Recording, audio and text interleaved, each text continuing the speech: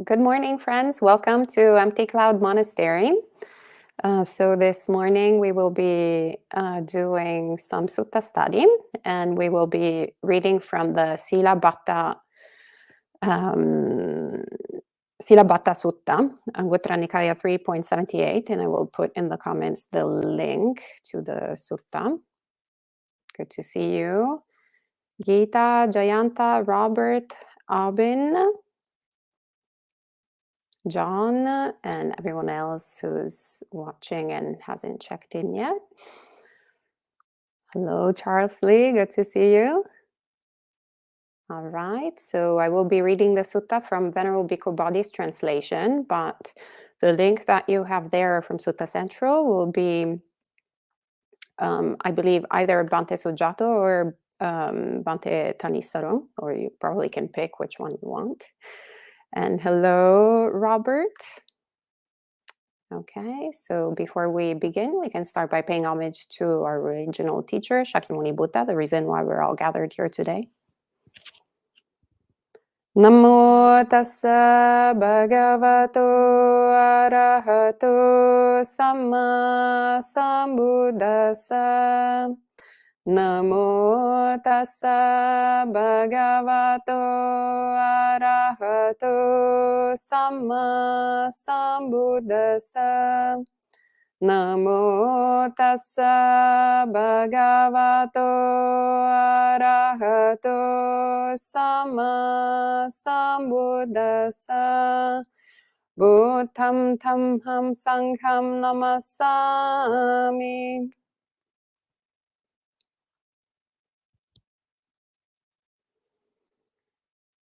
And the sutta begins. Then the Venerable Ananda approached the Blessed One, and the Blessed One said to him, Ananda, are all behavior and observances, austere lifestyles, and spiritual life fruitful when set up as the essence? And Ananda replies, not exclusively so, Bhante. And the Buddha says, well then, Ananda, distinguish them. Bhante, suppose one cultivates behavior and observances, an austere lifestyle, and a spiritual life, setting them up as if they were the essence. If unwholesome qualities then increase and wholesome qualities decline, such behavior and observances, austere lifestyle, and spiritual life set up as the essence are fruitless. But if unwholesome qualities decline and wholesome qualities increase, then such behavior and observances, austere lifestyle, and spiritual life set up as the essence are fruitful. This is what the Venerable Ananda said. The teacher agreed. Then the Venerable Ananda, thinking the teacher has agreed, paid homage to the Blessed One, circumambulated him, keeping the right side toward him, and left. Then, not long after the Venerable Ananda had left, the Blessed One addressed the bhikkhus. Bhikkhus, Ananda is a trainee, but it is not easy to find one equal to him in wisdom. Sadhu, sadhu, sadhu. Actually, I think we can end it right here. It's a very short sutta, but yeah, so much Dhammasukha, so dense with a lot of messages. And so we see from the beginning, once again, that the Buddha asks Ananda about, all of these different things that we can take as spiritual practitioners. So behavior and observances, which is the translation that Venerable Bhikkhu Bodhi has decided in particular for Sila-batta. And usually Sila-batta can be, there are many different ways through which different people translate it. I'm starting to think that it actually has to do with our karmic conditions of how we approach practice. So here in particular, he has picked behavior and observances, but we also find sometimes rules and observances and rules and vows. And I tend to always say rites and rituals, which is actually apparently the least correct of all of the all of the translations, and that's why I was kind of saying I think that there must be something also that has to do with our karmic conditions when we get to practice, and how do we do we relate? What is the first sort of mode through which we relate to, say, all the different, say in Buddhism, all the different precepts that we take, all the different observances that we take, such as the Upasata, or all the different supportive, practices that we do, like offering incense to the Buddha, sometimes offering food to the Buddha. That's very much present in pretty much every single Buddhist tradition to one degree or the other. I think in Sri Lanka, amongst the Theravada countries, it's my understanding that they have the most sort of offerings in terms of the Buddha puja before lunch can be very, very long, as opposed to in Thailand, it's a little bit shortened up, if even present at all.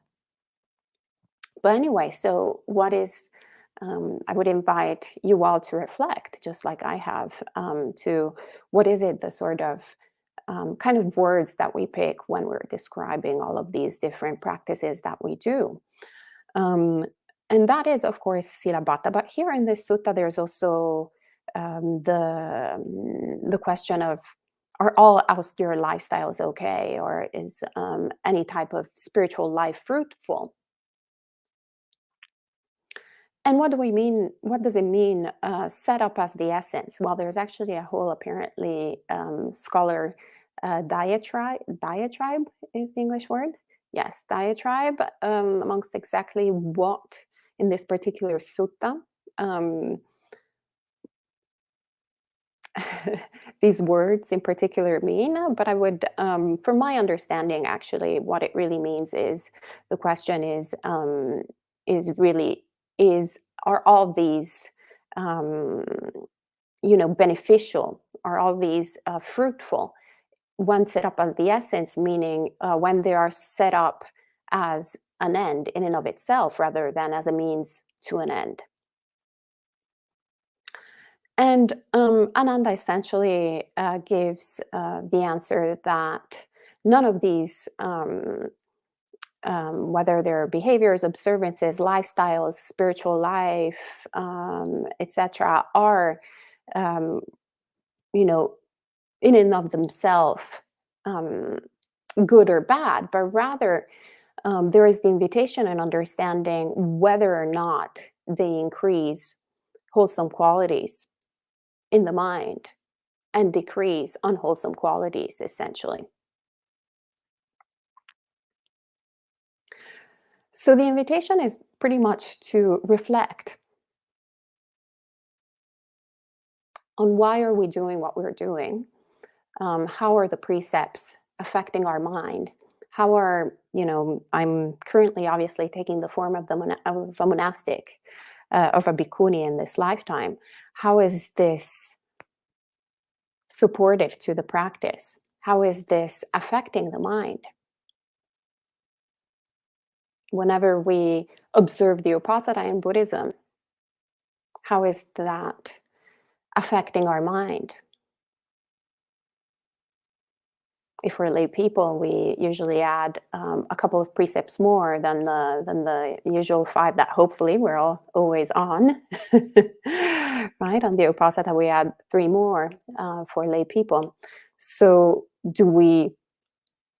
what is that practice doing to us? And also, how are we approaching it? Do we think that just by essentially not eating dinner for one day, or even when we go to a monastery, just not eating dinner for one day, that automatically that will purify our mind? Or is it actually creating the conditions for us to look at the mind and transcend defilements and eliminate unwholesome qualities from the mind? So essentially, what I take from this sutta is that it's not necessarily just what we do, but the intention behind what we do. And of course, also understanding that there are wholesome actions and unwholesome actions. Obviously, we can also kill, which is clearly unwholesome, with perhaps also a good intention to the table, maybe for protecting other people, right? And so there is a wholesome intention and also the unwholesome intention to kill, which results in the unwholesome action. But when we're taking the wholesome action of not killing, one also needs to reflect um, on having the intention, of course, of not killing, and also understanding how that is beneficial for ourselves and others. And so I want to also, yeah, essentially clarify in the sutta, there's it says unwholesome qualities increase and wholesome qualities decline. But it's very important to highlight what are these unwholesome qualities of mind that the Buddha is talking about. And essentially, it's always greed, hatred, and delusion. So, pretty much evaluating in the mind um, is greed, hatred, and delusion, thoughts of greed, hatred, and delusions um, increasing or decreasing in the mind. How is that supportive to our liberation practice?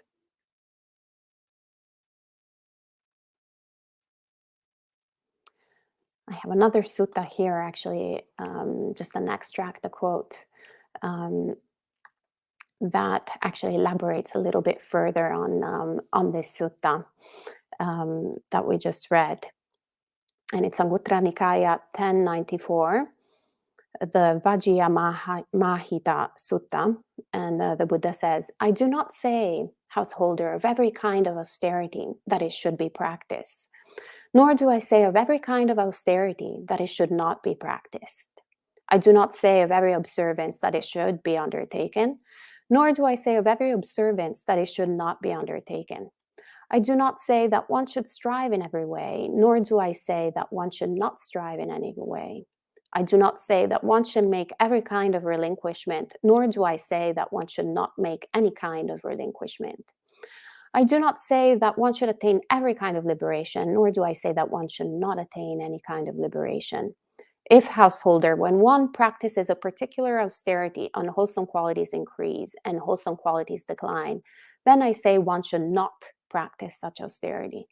But if, when one practices a particular austerity, unwholesome qualities decline and wholesome qualities increase, then I say one should practice such austerity. And I find it so, so, so beautiful, actually. Such really helpful instructions. Sometimes also to understand, actually, even if a monastic form is beneficial or not, we tend to make these, blank statements. Yeah, kind of like, yeah, monastic is a really good idea. Monastic life is a really good idea. Or monastic life is not a good idea. And actually, a lot of different people in this country, in the United States, can actually share these thoughts. But we were recently in Seattle, Bhante Sudaso and I, with our Kalyanamita friends, Ajahn Kovilo and Ajahn Nisabo, and we were actually having precisely this conversation at a certain point, whether or not someone has the right karmic conditions to practice as a monastic or not. Well, we all came to the conclusion that we all have good karmic conditions this lifetime to practice as a monastic. Because why? Because unwholesome qualities are decreasing and wholesome qualities are increasing. But that is very, very important to evaluate and see for ourselves, and not just take on a form and stay with it just because we think that is the only way, to be, just because we think that is correct. Because actually, a lot of times, instead, if we don't have the right karmic conditions to keep this form, then actually it can create really bad situations where perhaps actually then we breach precepts, certain precepts that should not be breached. And that is a really intense karmic weight that we would carry on our shoulders, like breaching the Parajika rules, for example. It's a big obstacle on the path. And so we need to also evaluate. Perhaps actually being in a lay form is more supportive. This particular lifetime for me, and I can still make merit and supporting the monastic sangha, and vice versa. If we're monastics not trying to take on a lay form or lay practices, if we are in the monastic form, if that makes sense.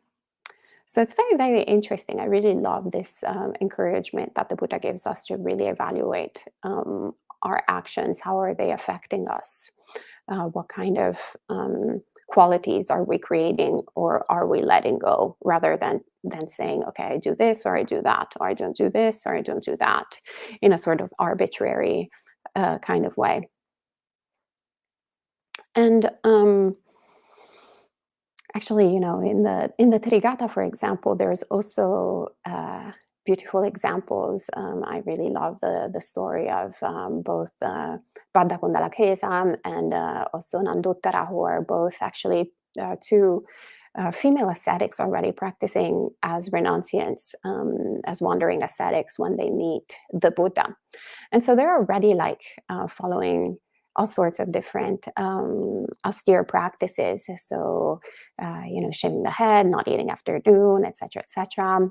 But I believe it's Nanduttara that says I was also wearing makeup and doing lots of different things. So it was a mix of Buddhist precepts and I mean precepts that the Buddha encourages us to follow, and others that and not practicing other practices that instead are not present in the Buddhist dispensation, but perhaps were present in other different spiritual traditions. But the point being is that actually both of them, especially Bhadda Kundalakesa, a certain point says, was seeing the blameless in what was blameful, and the blameful in what was blameless. So having that kind of wrong view, even though practicing essentially different precepts that could have been, very similar to what the Buddha encourages us to take as monastics. And so in this kind of state of confusion, they were not being capable of moving forward, of actually totally freeing the mind.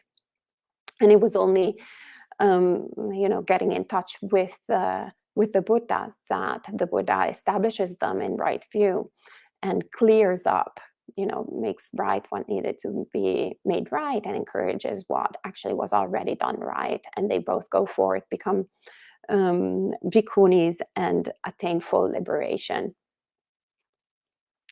And so it's that realization, when we see in hindsight also perhaps if, whether we were born Buddhist or not born Buddhist, and that there's a path where we're also sometimes taking these precepts, if we've had the encouragement of taking the precepts, there's a different way perhaps through which we relate to them. That definitely was my case at the very beginning of practice. And even before, if we are not raised Buddhist, maybe we have a different spiritual practice that we were raised in, or maybe we didn't have any spiritual practice at all. And so when we can look back and we can also evaluate how were those actions affecting the mind, and how are we deluding ourselves that it was leading us towards happiness, or perhaps we weren't deluding ourselves, it was actually conducive to happiness. And how was it so? And not worldly happiness, but that contentment, that absence essentially of greed, hatred, and delusion. There's also another sutta that I actually wanted to read, a little extract of another sutta, which it's a series of suttas in the Book of the Fives in the Anguttara Nikaya, where I really love actually how the Buddha explains different ways through which we can, do all sorts of, hardcore renunciant practices. Having come out of Tudong, I particularly appreciate particularly appreciate this sutta. But yeah, there's different Dhutanga practices, ascetic practices that obviously are incorporated within Buddhism, but were also present at the time of the Buddha and are also present today. Definitely, I come from Italy. In Catholicism, there's different monastic orders that since their inception have all taken up different austere practices. And the Buddha in this sutta essentially tells us the different motivations for which we can observe these different practices. And so in Anguttara Nikaya 5.182, he says, he takes the example of, for example, eating only food in the alms bowl. So he says, these 5 who observe the practice of eating only food in the alms bowl, what are the reasons? One who observes the practice of eating only food in the alms bowl because of his dullness and stupidity.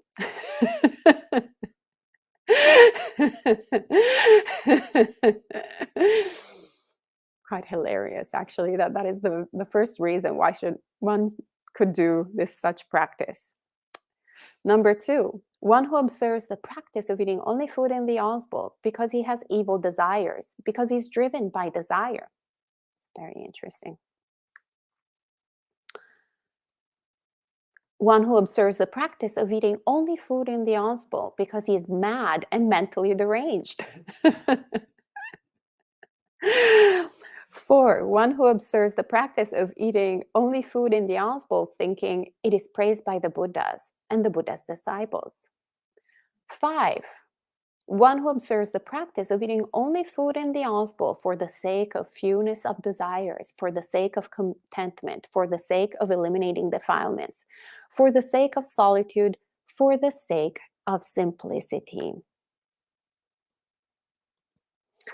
These are the 5 who observe the practice of eating only food in the alms bowl. One who observes the practice of eating only food in the alms bowl for the sake of fewness of desires, for the sake of contentment, for the sake of eliminating defilements, for the sake of solitude, for the sake of simplicity, is the foremost, the best, the preeminent, the supreme, and the finest of these 5 who observe the practice of eating only food in the alms bowl.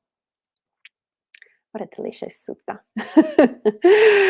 Also quite remarkable that it's not, the foremost practice is not the one that does this practice thinking it is praised by the Buddhas and the Buddha's disciples. I find this extremely remarkable in the teachings of the Buddha.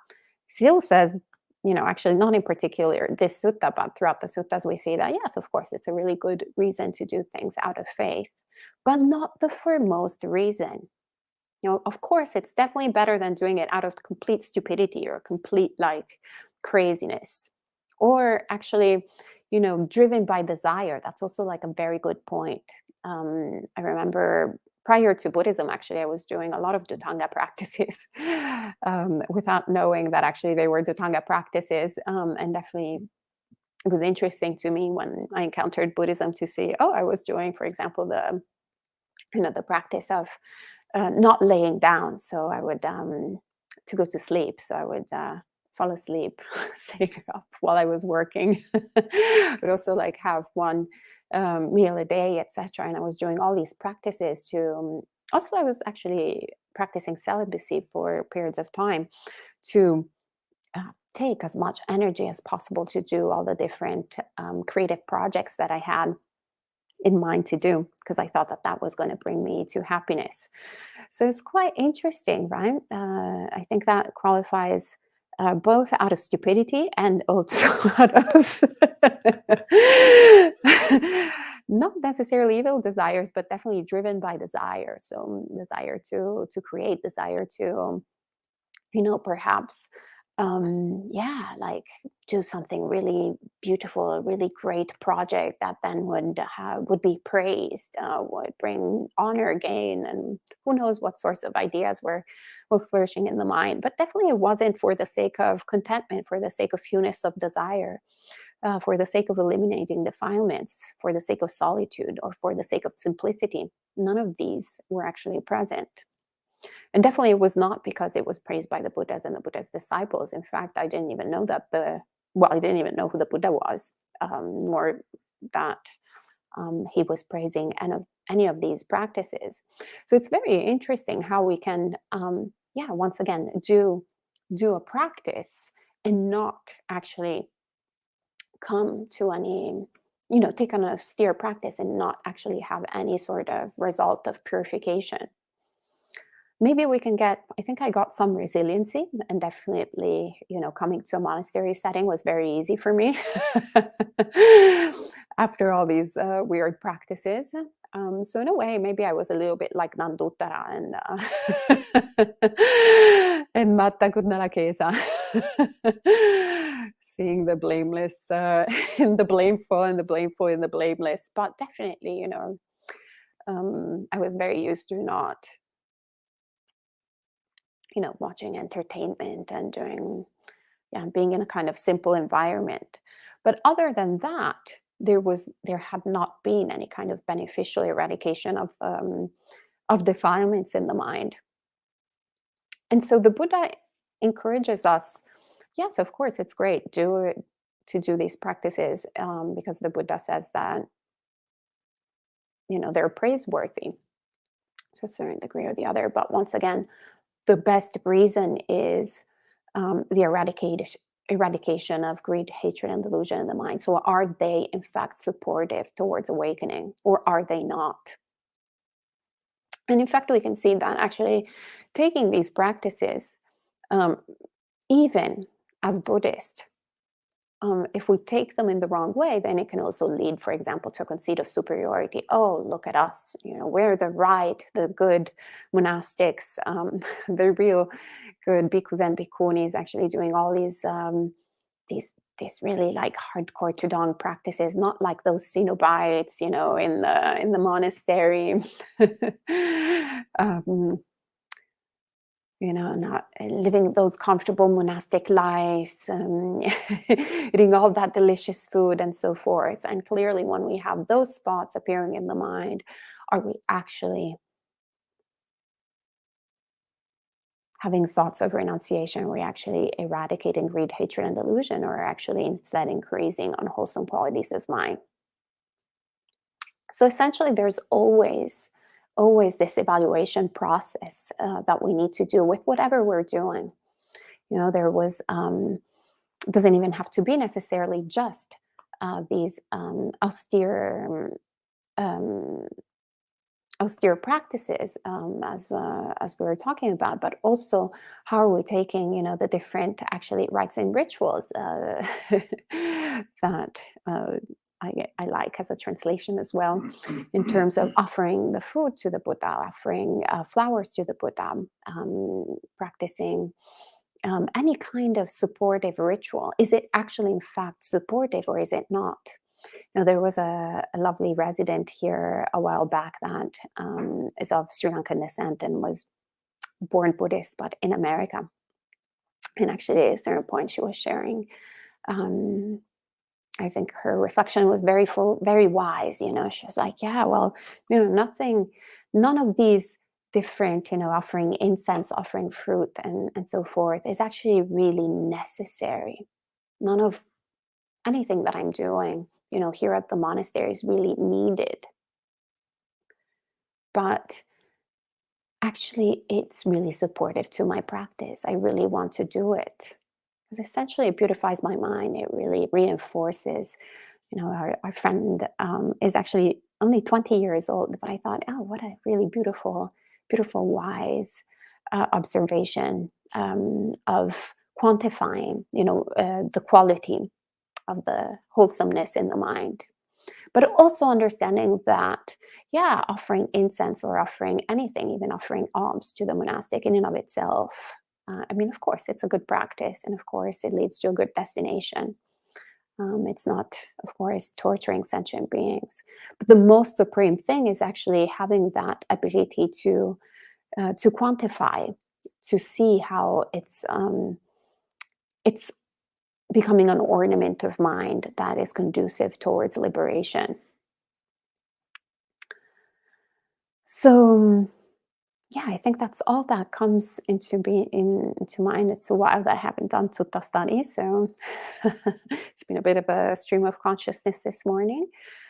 So maybe we can end now. And if you have any questions or any comments, feel free to type them in um, in the comments, and we'll take it from there. So we can maybe respect the sutta by saying 3 sadhus.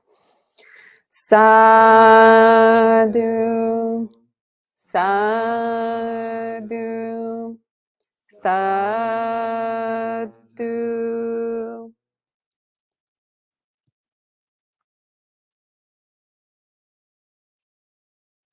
Okay, many different friends have joined us. Hello.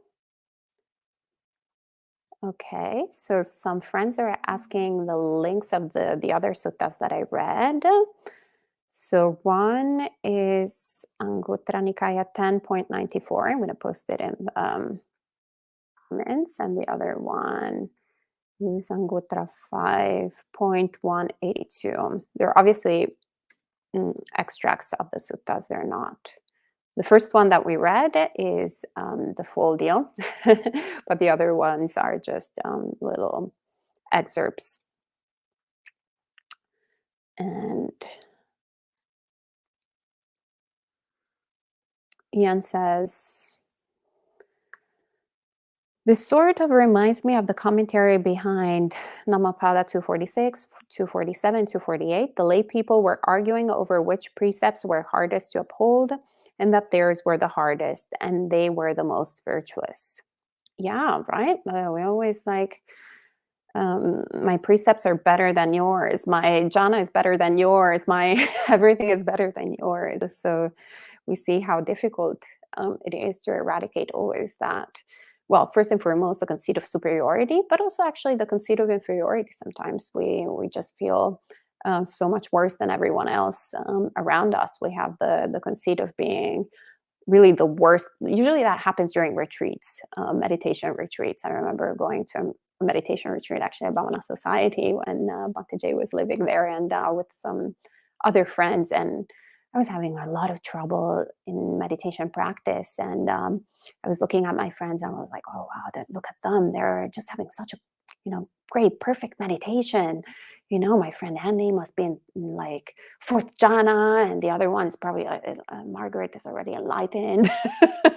And I'm here with all this dukkha and turmoil and stress, and I'm just like the worst practitioner ever. And then we came out of the retreat and they were like, oh wow, my mind was a mess. I couldn't like focus. Like, oh, but you all like looked like you were having such a perfect meditation. I was like, oh wow, we are all having the same exact sort of experience during the retreat, like the foremost disciples at sucking in meditation. So yeah, seeing, understanding that that's just how the mind kind of tends to always compare oneself to others, and really believing these states of existence. But in reality, all we should ever do is evaluate: are wholesome qualities increasing, or are wholesome qualities decreasing, or is they staying in the same way? And also, are our actions beneficial for ourselves? Are they beneficial for others? Are beneficial for myself and other? Or are they detrimental for myself? Or are they detrimental for others? Are they detrimental for myself and others? And in this way, then we can actually evaluate our practice and change it if it needs to be changed, and refine it if it needs to be refined, and so forth. But yeah, it's really actually humbling. That's what I really love about the suttas, to see how, 2,500 years ago, people in ancient India were no different than us. So that's also why the Dhamma is such, yeah, timeless teaching. That's why we say it doesn't really change. Doesn't matter what age and time and place it is. It's a truth. It's relevant today because it's truthful. It's no different how people were experiencing gravity back in the day, right? Maybe they didn't have answers precisely for gravity. So maybe they were a little bit put off by gravity. And today, instead, we're not put off by gravity because we actually know and understand what it is. So with gravity, we've done progress, but I think like with the mind, we've regressed from the time of the Buddha. So it's good to go back to what the Buddha had to say to us all. And so it says, Dear Ayya, what are your thoughts on some of these mind-trapping superstitious rituals that sometimes plague lay people, such as evil eye? And a lot of people have trinkets, etc. How does one avoid falling into these?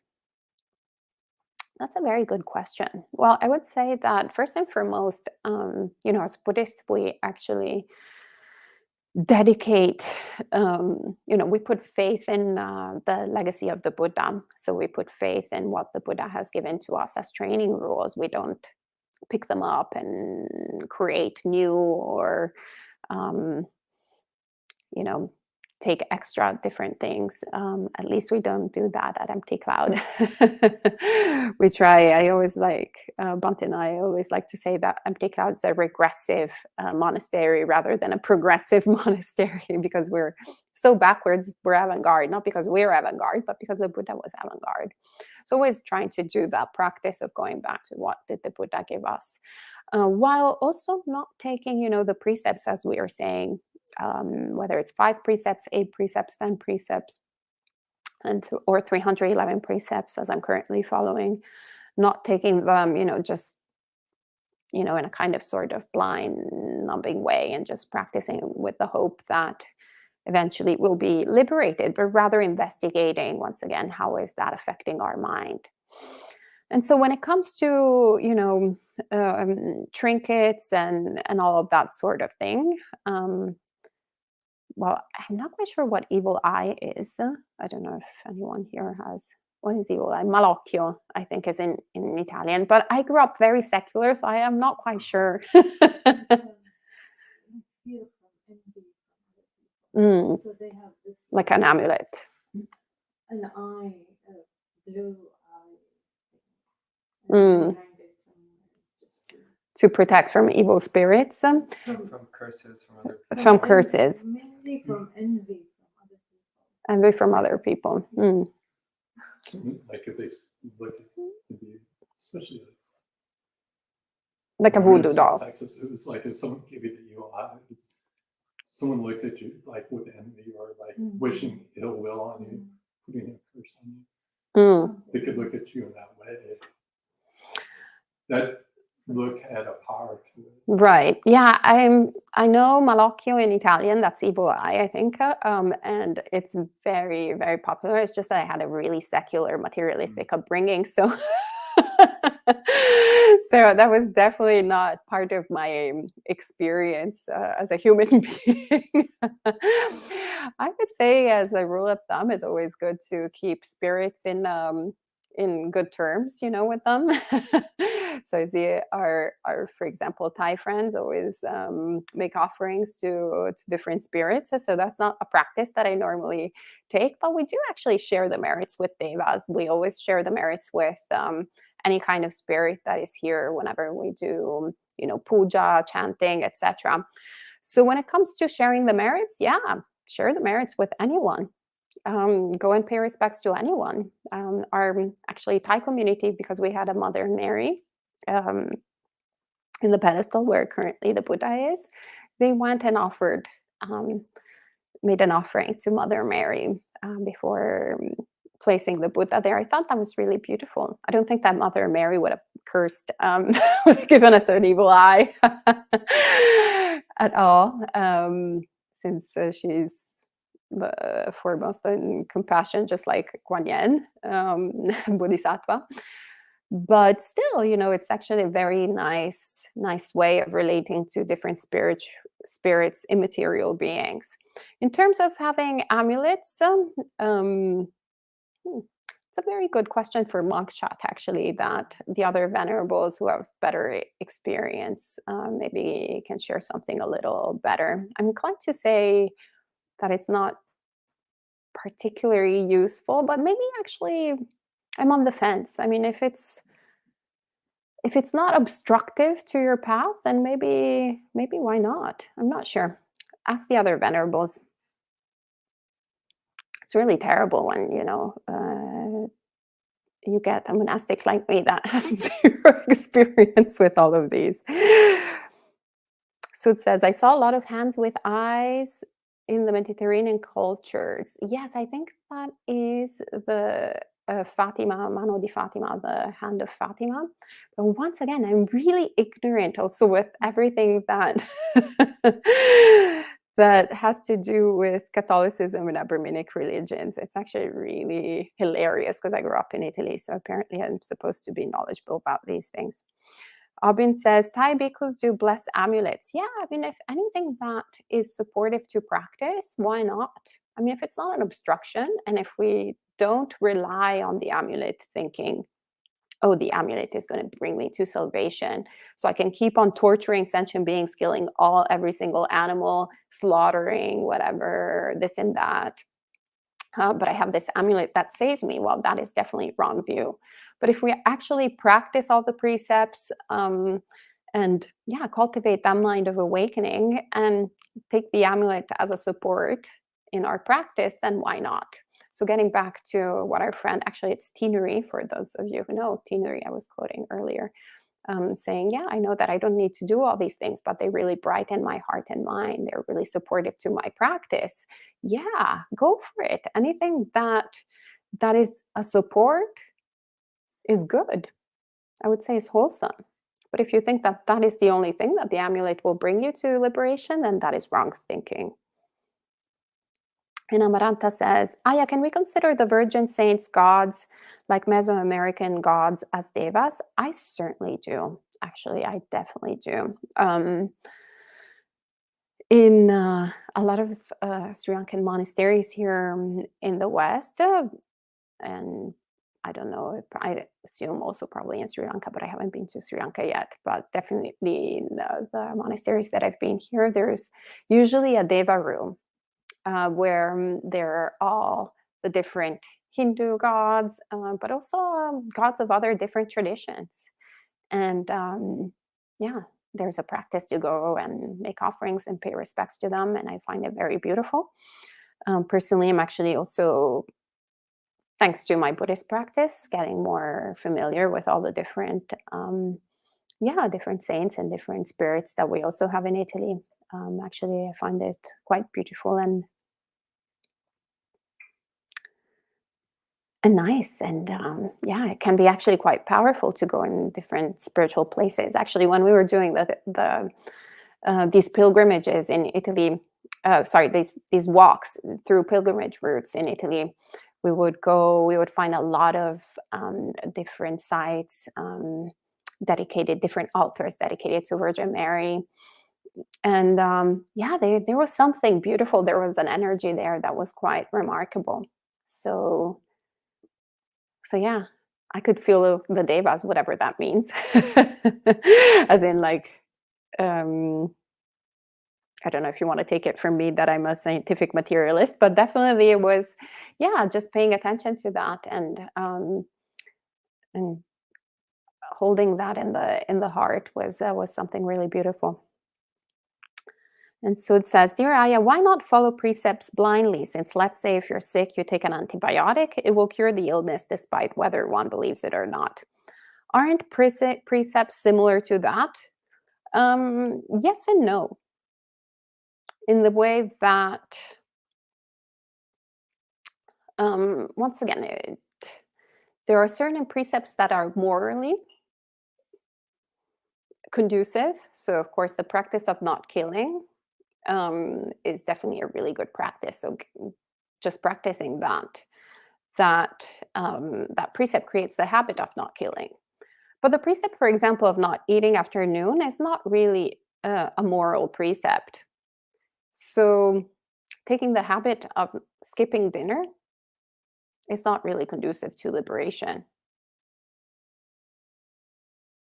It's just actually a diet fad here in the United States these days. Intermittent fasting, I think they call it. So the end of intermittent fasting is not to create actually a dispassionate mind. It's not to create the conditions to look at the mind and how it produces craving, and how how we create suffering for ourselves, and how greed, hatred, and delusion manifests in the mind. But rather, it's just simply actually trying to lose weight, or trying to optimize as the efficiency of the body and consuming the calories. So then the next meal you can have all sorts of like crazy whatever things that because I think actually a friend of mine who's not Buddhist was explaining that to me. Basically, you can eat. He was practicing this intermittent fasting, and yeah, you can eat all sorts of things, whether it's like greasy, full cholesterol, sugary, whatever, really crappy kind of junk food sort of food. And the idea is that you don't gain weight because it does something to your metabolism, so that you can skipping dinner if you had, for example, I don't know, cheesecake 3 times a day is different than if you have it once a day or something like that. I don't know. I'm not an expert, but yeah, once again, what is the intention there? My friend, as adorable as he is, his intention is not to develop fewness of desires. His intention is not to attain freedom from suffering. His intention is simply not to look, overweight, to look attractive, but while still indulging in sensual pleasures. So yeah, following precepts blindly has very partial benefits in the best case scenario. And yeah, sometimes it can also be harmful, because maybe actually you can start developing a conceit of superiority, going, oh, look at all those other people not following the precepts. Oh, those people are terrible. Or, oh, look at those people who are not Buddhist, and they're practicing something different, etc., etc. They're going to go to hell. Well, I am like so pure just because I don't eat dinner, kind of thing. So yeah, well, maybe actually those other people from other religions instead are cultivating a mind of wholesome qualities while also having a nice, good meal, in the evening. So yeah, what are we doing? Once again, it's not all of these precepts, even celibacy is not an end itself, but it's a means to an end. And then, of course, an enlightened being will have no sexual impulse. So it will say celibacy will come kind of naturally.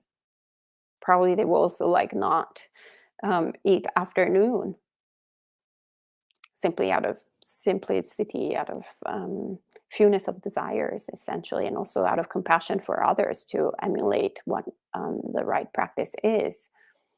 But it's a realization of mind.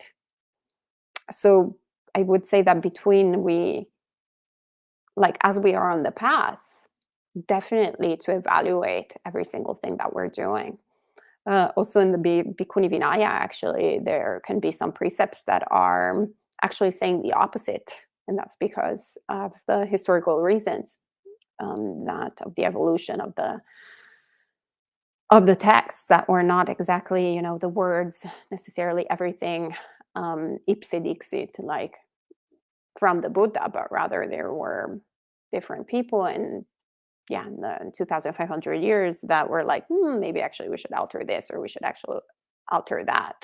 So if you try to practice everything literally, maybe you're going to go insane, or you're going to start taking some practices that are actually not supportive to your Dhamma practice. So always remembering that Vinaya, for example, as a monastic, has to support your Dhamma practice. And if it becomes obstructive, well, then maybe one needs to look at what is going on there, and what is the real intention of the rule, and why is it in contradiction? Is it an apparent contradiction? Is it actually in contradiction?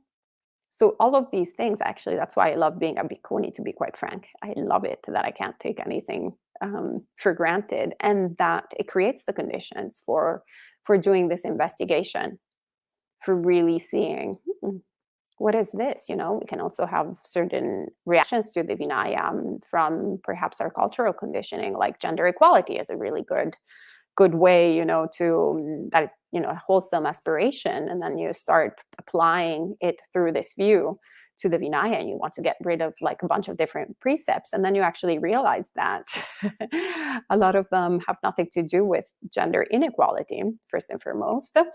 Or perhaps instead it's, there's a lot of different other implications. So once again, it's very important to understand the intentions and our understanding of the precepts. At least that has been my experience, and that's why I love precepts, and that's why I love working with precepts. So that would be my take on it. Albin says, the years that the Buddha lived as a hardcore ascetic are very inspiring on this topic before he realized the middle way. Yeah, well, the Buddha is always, of course, inspiring in every possible single way. Otherwise, we wouldn't be here today. And yeah, exactly. That is a very good point, in fact, that the Buddha tried all sorts of different paths within the lifetime before he actually fully realized awakening for himself. And none of these paths in and of themselves brought him to awakening, but it's actually also contemplating, understanding, is this beneficial for myself? Is this beneficial for others? Is this beneficial for myself and others? So always doing this evaluation of the practice. Actually, the Pali Canon is full of these examples of, once again, not taking vows and doing practices with the belief that they will automatically lead to purification, but rather always looking at what we're actually doing and what is our intention behind it. Punam Bhikkhuni actually gives that really beautiful teaching, in fact, to a Brahmin who thinks that just by entering the water, they were going to purify themselves from their sins, right? So there can be so many different, actually, throughout the religions, there's very much this idea of water being this purifying element, right? I mean, in Catholicism, we have baptism. I think it's something along those lines as well, of purification. Maybe it has a little bit of a different twist, and we definitely don't do it over and over again. But I think there's lots of different ideas of how do we do penitence, for example, or saying prayers in order to purify the mind. And that's all well and good.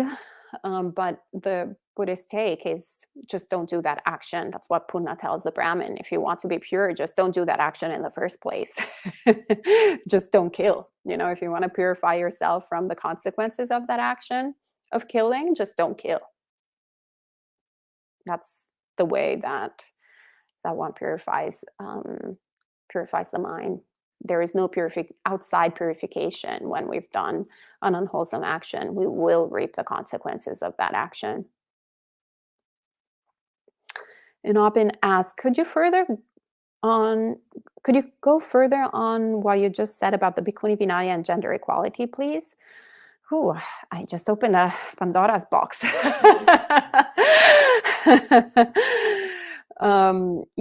Well, there's actually, to boil it down in a few words, I would say it's pretty much what I think Ajahn Chah, sometimes says, that some things can be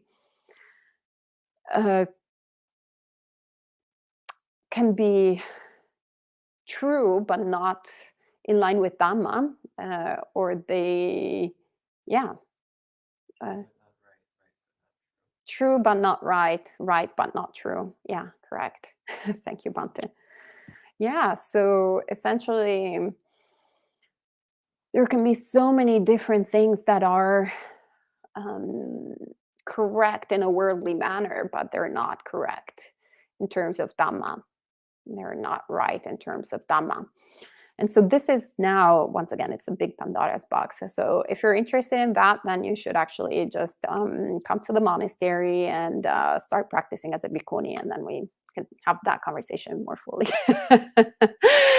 Or maybe you can actually dedicate a whole topic of that. But I think that, unless one actually practices the precepts in the Bhikkhuni Vinaya, all of these things can be very abstract.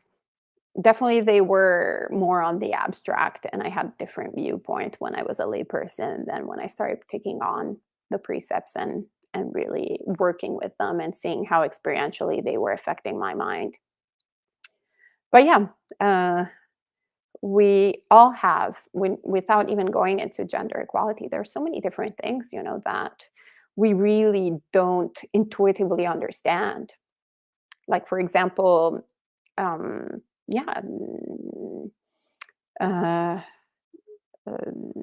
do you say, digging holes in the ground or damaging plant matter. Actually in Buddhism, we don't think that plants, for example, are sentient beings. So one can also go like, oh, whatever, what is this thing? It's just because at the time of the Buddha, and the prevalent idea was that plants were sentient beings, but today in the West, we don't really have that perception. So anyone seeing me damaging plants is not really a big deal. So blah, blah, blah. We can have all sorts of ideas and intellectual understandings, which are true. But there are more implications than just that in having that precept in the Vinaya. For example, if we don't follow digging holes in the ground and damaging plants, then we can start cultivating our own fields and our own food, and see you never, lay people. So that's essentially, as Theravada monastics, the reason also we have certain precepts, it's also because that makes us dependent from lay people. And when you remove the forms through which we're dependent from lay people, then we can become hermits, which is pretty much the majority of monastics, I would say, at least from my experience, tends to have a little bit of that kind of tendency that, if they can help it, they will be in seclusion. But instead, because we're constantly, our means, our livelihood depends on lay people, then we're constantly in touch with lay people and we're constantly sharing the Dhamma. And yeah, so there's so many more implications than the ones that we can superficially think there are in any precept of the Vinaya. And it's only by doing this process of investigation that we can really kind of get to the bottom of it. So that's all online. I don't know if anyone has any thoughts or ideas. All right, so maybe that's all for this morning. So we can end with 3 sadhus. Sadhu, sadhu, sadhu.